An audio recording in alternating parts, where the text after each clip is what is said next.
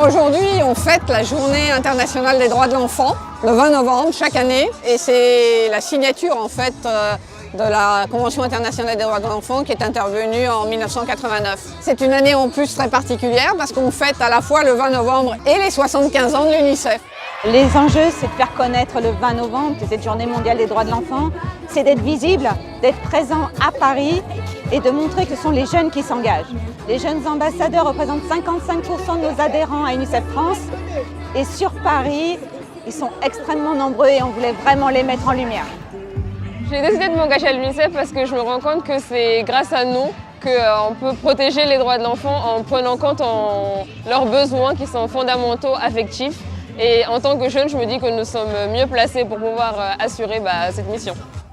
Je me suis engagée à l'UNICEF parce que c'est les enfants l'avenir et il faut les écouter. Je suis motivée avec tous les gens qu'il y a et puis ça donne une bonne ambiance. D'abord, il y a la danse, comme derrière moi. Puis il y aura le président qui va parler, puis quelques jeunes ambassadeurs. Puis la tour Eiffel va s'illuminer en bleu. C'est déjà une grande joie parce que c'est une journée particulière et puis voir justement qu'on n'est pas tout seul, qu'il y a plein de gens qui s'intéressent autour des mêmes droits, autour des mêmes conditions, c'est cool quand même. C'est une des grandes fiertés de l'UNICEF d'avoir plus de 3000 jeunes qui sont engagés à nos côtés et qui sont engagés pour la cause des enfants.